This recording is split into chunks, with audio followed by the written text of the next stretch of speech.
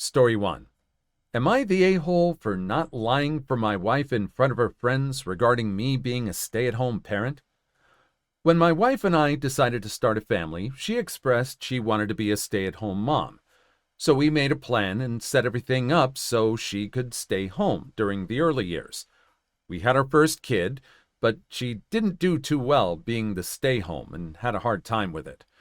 We still wanted our kids to have a parent at home with them, so we swapped out since her salary was close to mine. 2 kids later, I'm still the stay-at-home dad working reduced hours remotely. For me personally, it's easier than any job I've had in the past, even the manual labor one, but I recognize that that's just my personal experience. We've touched base on the issue a few times to make sure there's no resentment, guilt, or discomfort on neither of our parts. One of her friends from work invited us and other couples over for dinner. While there, the other couples were talking about child care in general, and some of the women started sharing their experiences of when they were home. My wife was talking about how she had disliked it and mentioned our arrangement when one of the women said to me, "Oh, I know you're just itching to get back to having it easy." I responded that I already have it easy, and that for me, being a stay-at-home dad was a cakewalk compared to my office job. I didn't see the point in agreeing with something that just isn't true for me.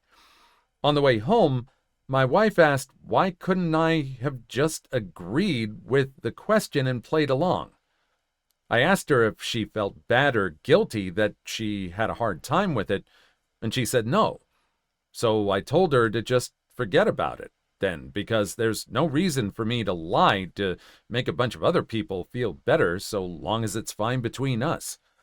When she got home from work yesterday, she had some attitude, asking me if I had another easy-peasy day, and told me how all day she had to hear from her friends what a smug butthole I was for making light of their experiences by saying it was a cakewalk. I get that for a lot of people it's hard, but I don't see why I should have to lie about it or fluff someone's ego for not feeling the same way. Am I the a-hole? Well, it kind of depends on perception here.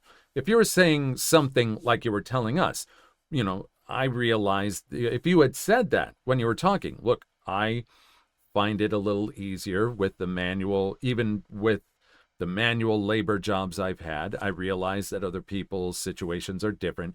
Or if you were acting smug, raising kids, easy. If you went the former route, no, you're not the a-hole. It doesn't really sound like you. It kind of almost sounds like you were a little glib because you don't seem to take much stock or care about your wife's friends. But if you didn't, then, it's kind of dependent on your attitude. So if you didn't have an attitude, not the a-hole. If you were kind of smug about it, kind of the a-hole. Story 2. I accidentally fell into a family with my best friend, and it's the best thing to ever happen to me. I had a very rough childhood growing up. I didn't have a dad, and my mom was never really there because she had a rough battle with health issues and got hooked on narcotics. I had friends growing up, but I had my best friend since I was 12. Her name is Lily. We've been extremely close due to our childhood issues, and we had always been there for each other. We talked about being together, but got cold feet because we were scared that if it didn't work, we couldn't recover from that. When I was 18, I didn't really want to go to college. School had never been for me, so I went into a trade. I work long hours, but it's been worth it, and I make solid money right now for my position. I'll come back to this in a bit. When we were 19, Lily got pregnant by her boyfriend. The dude somehow managed to avoid child support payments and broke up with her, and has not seen the kid once in his life.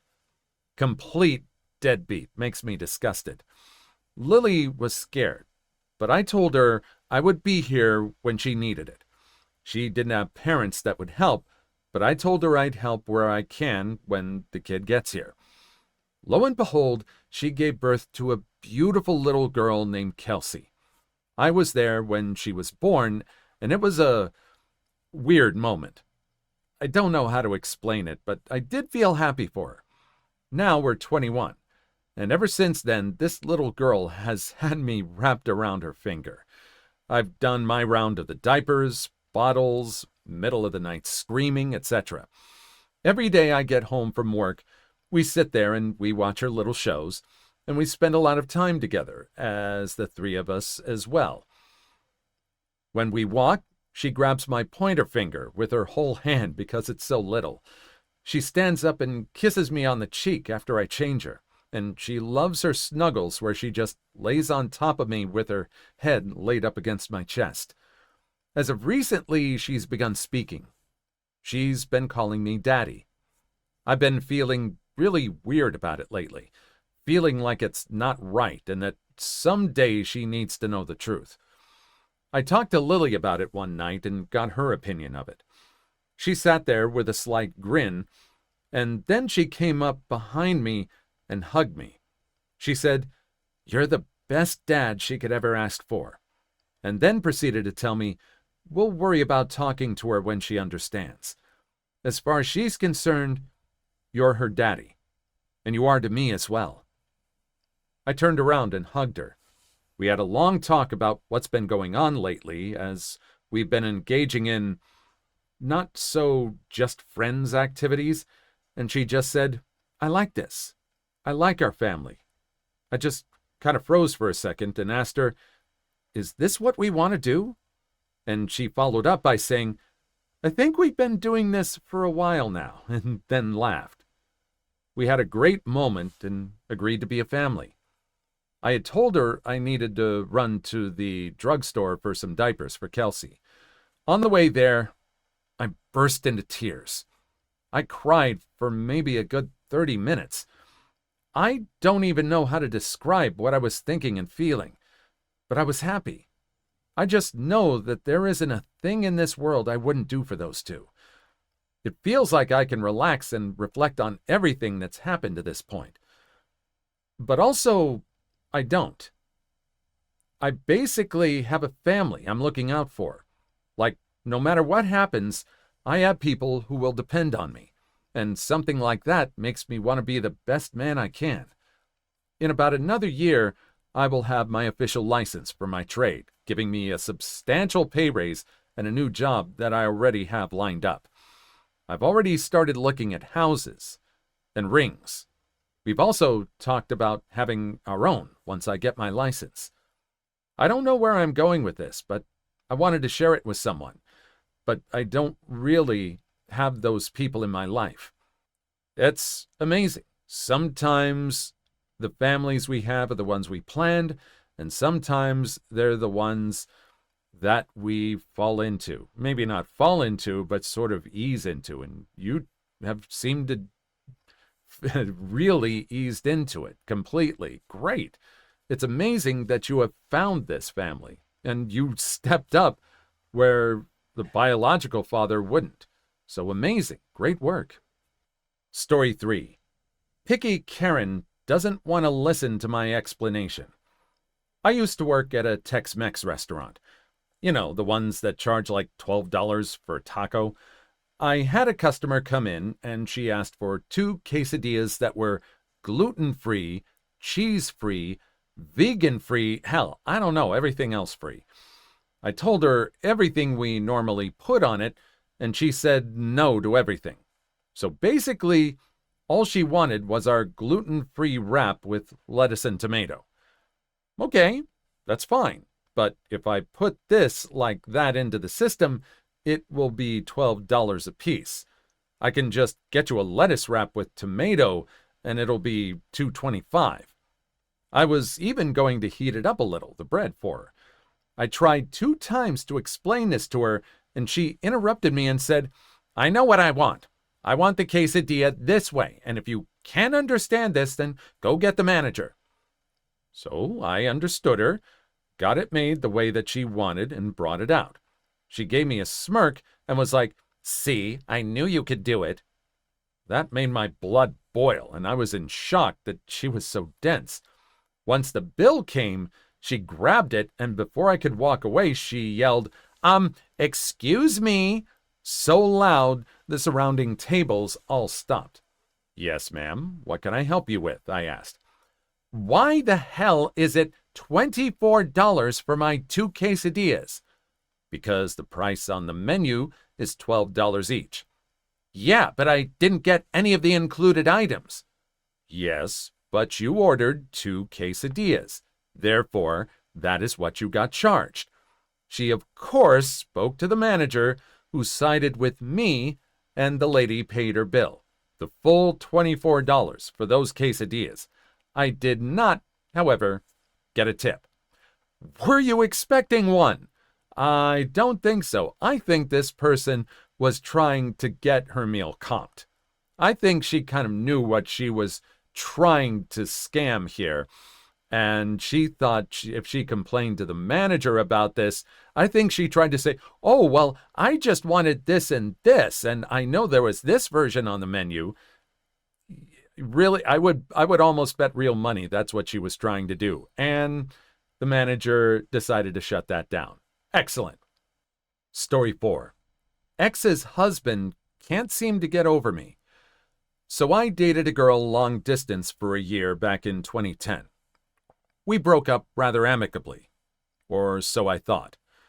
Her new boyfriend, now her husband, called me about a month later, telling me that she had been seeing him behind my back and that she never really loved me, etc. Personally, I laughed it off. I knew the relationship wasn't going anywhere, and I had been looking for an easy out for months. Being long distance made it much easier, but apparently it made him feel good about himself. Fast forward a few years, they're married, and he's traveling for work, which included a layover in my city. He posted something about me from the airport and tagged a mutual friend of mine, so I saw the post. Something along the lines of, Mr. Steal Your Girl back in your city. I know it was about me because the friend he tagged asked what he was talking about, and he mentioned me. Apparently, he's made several posts like this, both before and after I saw this one. I haven't seen or talked to either my ex or him for about a month after calling me years ago, during which there were several petty interactions. However, the fact that I was still on his mind after a few years, thinking that he had won some sort of competition against me, got my petty revenge thoughts brewing. I mean, he thinks it's a petty conversation, so why not step up to the plate and take a few metaphorical swings? On this occurrence, I looked through his socials and noticed they were living in my ex's house. So I knew the address. I also knew that you can sign people up to be visited by Jehovah's Witnesses. Fast forward another few months, there's a new post about him having to deal with Jehovah's Witnesses coming to his door 8 times in a month. Yeah, it's passive-aggressive, it's long distance. I mean, you probably didn't even have to do that. I mean, if you're going to be petty, yeah, I mean, it's just something like this. At least it wasn't Scientology. Those people can be very aggressive. But, I mean, my goodness, this guy just is this petty about it after all these years. It's like the high school quarterback that's like 20 years down the line still crowing about his victories on the field. Kind of pathetic. Story 5. Entitled mother tried to reduce my pay for attempting to seduce her husband. I started babysitting families in my church growing up. Between ages 12 to 16, I babysat for over 30 families, and I was highly requested in that community. I knew everyone, and I attended that church since I was 4. Everyone knew me, I knew everyone, very tight-knit. So I babysat for a family we will call the Smiths. I knew the Smith family since I was 10, and they had children that were younger than me. I helped with these kids for children's mass. I knew the family, and we were kind of close because I was one of the kids' helpers in a class unit. Plus, we all knew each other from the church and school. Now, I'm 13-ish when this happens. I babysat for this family, the Smiths, and it was going good. They had a pool in their backyard, and the dad had told me to pack a bathing suit. He said, "The kids will probably beg you to swim with them if you don't mind, but you don't have to." So I babysat these kids for about 5 hours, 1 to 5, and 4 hours when the husband came home to take a work call, and then he would help with the kids, and my parents would take me home.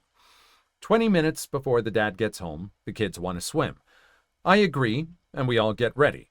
I had chosen a normal bathing suit for a 13-year-old, but I had a larger chest than others my age, and the mom of these kids. Now, the dad comes home and asks if things are all good. I tell him yes, and he tells me he'll find us when he's done with his work call. It's about 5, and he comes out and asks to take another call. He asked to take a picture to send to his wife to let her know I'll watch the kids for longer since he had another call. All went well till the wife showed up. Everything goes well, and the kids are having a blast. I help dry them off, help them shower and change as the wife gets ready to take over, and the husband has started making dinner. I was in my oversized shirt bringing the kids downstairs when the wife signals to me. She pulls me aside and begins to shame me.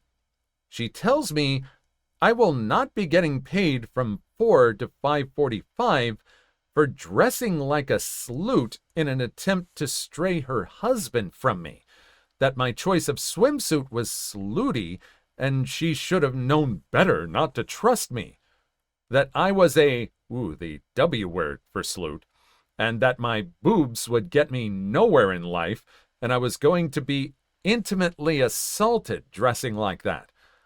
I was flabbergasted because I'm barely 13 at the time, and I wasn't wearing a revealing swimsuit. I nod and profusely apologize because I wore this to the pool and never had any problems, and me and my bestie had matching ones. I was sobbing hysterically, took the money, and sat on the porch waiting for my mom to pick me up. I hear yelling inside. Dad comes out, gives me $50, and goes back to yelling at his wife inside the house. They filed for divorce because she was having an affair with another guy. She later revealed this information to another family I babysat for, and they told me that the wife was insecure about her chest. Dad was not a child predator, and his kids are doing great. Yep, it's the Shakespearean phrase, "Methinks she does protest too much." Methinks she doth protest too much. And that's about what it was. How many of you are willing to believe that this woman probably had just come home from seeing the person she was cheating on with? The person she was having an affair with. I bet you that's what happened. And then she comes home and sees this, and then she starts to get really insecure. I believe that's what happened. What do you think? Please like and subscribe if you've made it this far. I hope you'll enjoy the rest of the video and have a wonderful day. Story 6. Am I the a-hole for giving future mother-in-law 3 days to pay me for a new wedding dress, or else I show the family a photo of her wearing it? So I'm getting married to my fiancé soon. I bought my wedding dress weeks ago. My future mother-in-law kept pestering me about her trying it on, but I firmly refused. I finally shut it down after she offered me $100 to let her try it on. Her reasoning for persisting so much? She says it's because of her love for wedding dresses and her obsession with them. Fast forward to yesterday. I came home from work early, and I found my fiancé at home. He freaked out after seeing me and tried to prevent me from going into my room while trying to text somebody on his phone. I opened the door and was shocked to see his mom standing there wearing my dress. I instantly pulled out my phone and took a photo of her in it. She and my fiancé freaked out after I told her that she needed to pay me for a new dress in 3 days, or else I'll show the whole family the photo. She started crying and then left, and my fiance blew up at me saying I can't be serious and that I overreacted because his mom just wanted to try the dress on, no harm done. But I refused to listen to him because, in my opinion, the dress should only be worn by the bride, and the bride only. Quite frankly, I felt disgusted looking at the dress again. I don't want it anymore. And so I think it's fair that she pays me after she ruined it for me. He yelled at me and told me to wake up and stop treating his mom like that, as if she was an enemy. We had a fight after he failed to get me to back down, and he's been staying with his mom since then.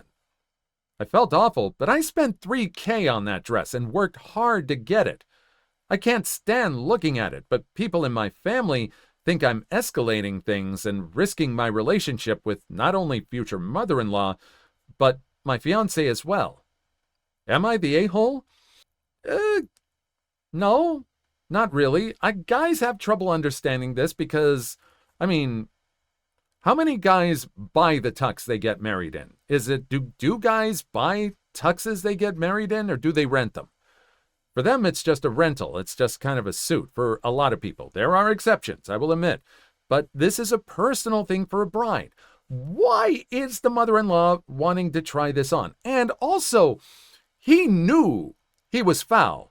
He tried to prevent her from seeing the mom in the wedding dress because he knew this. And I think he's trying to gaslight her a little bit by blowing up at her like that. He knew he was foul, all right? So no, not the a-hole. No. Story 7. I left my husband the day after our youngest moved out. He says I've deceived him all these years. My, female 49, husband, male 51, cheated on me.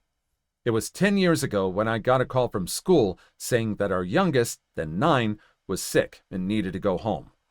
When we arrived, I heard them in our bedroom. I panicked and made loud noises to let them know they weren't alone and that our daughter was with me. I'm crying just writing this. I still cry whenever I remember that day. The first year after that was the hardest on me. I felt so insignificant and inadequate, ugly and undesirable. We started therapy, and my husband promised to do anything to make it work again. We moved apartments and bought new furniture, and I started a new habit of changing the sheets every night before bed. All of this wasn't as effective as that one morning when I woke up and realized that I wasn't in love with my husband anymore. After this realization, everything seemed easier moving forward. I saw him as a roommate and a great support raising the children, a good friend. We love our children, and we wanted the best for them. For these next 10 years, we hardly ever fought, and we raised 3 beautiful, happy, and successful young people. When I realized that I didn't love him anymore, I also stopped caring if he did it again. It was one of my nightmares in the beginning. I didn't care anymore as long as I slept in clean sheets every night. Around Christmas, our youngest daughter, who is now 19, got her first contract for her own apartment. That's when I knew that I was free. I also set in motion my plans of moving out and getting my divorce. I found myself in apartment 2, and I thought my husband could live in our apartment until we settled everything up. When I told him and handed him the divorce papers, he was in shock, and when I moved out the day after my daughter, on April 2, he was even more shocked and distraught. Now he's telling me that I've deceived him all these years, acting like I was fine when I wasn't, while he lived in regret every day for how he hurt me. I'm cold and calculated, and I'm vindictive. I don't recognize any of these accusations. I don't see things that way. I saw it as me, and him of course, doing the best with what I was dealt with to make a happy and content life for our children, our whole family, really. And I think that I succeeded. What more could anyone ask of me? Maybe a little more communication. I mean, it did come in out of the blue. You still think you're under his thumb in some way. Whether you don't know if he cheated again. I mean, I'm not excusing what this guy did. What he did was really scummy.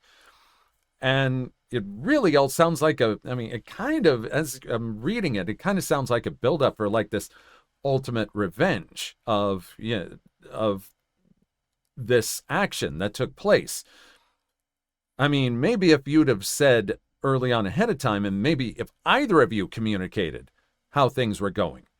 I mean, if he said he loved you, or if he asked you how things were going, did you say you loved him back? Did you say, oh, everything's fine? I mean, did you lie to him? It's really kind of, this whole thing is really very complicated. And it does sound like it's coming out of the blue. Maybe it did deceive him a little bit. I'm not saying it's without cause. Not at all. What do you think? Story 8. Oh, I'm not allowed to clean up early? Have it your way. I did this for a few weeks until I missed a student's question. The prof yelled at me and embarrassed me in front of the student for not doing my job. The other teacher's assistant was on his phone, and the professor was standing at the front not doing anything. He told me to absolutely not clean up until all the students were gone. We had one student that always stayed over an hour later than everyone else. The next week, this student was the only one in the lab for over an hour past the end of the lab. The other TA was helping them. I stood there, not lifting a finger until she left. I took my time tidying up. The other TA was useless and was barely helping. 2 hours passed, now 9 p.m., and the lab was barely cleaned up. The professor started panicking, saying he still had to write lectures, do his own experiments, and then have an hour drive home. He had to help clean up. I did the same next week, and the professor went into a full-on panic attack. He told me that I could clean up early next week. I told him that, unfortunately, the extra hours I put into cleaning for the last 2 weeks used up all my hours for the semester, so I wouldn't be in. I heard that the next week was an absolute smeg show, and the other TA complained that they were there almost until midnight. Yep, exactly. If you're not appreciated, know your worth, and this person knew it exactly. He knew that the hours were up, and this person knew that, if he wasn't appreciated, fine. Not going to show up and going to do what you tell me. It's this professor digging their own hole. Please leave your story in the comments. I would love to make a video on them in the future. Also, don't forget to like and subscribe.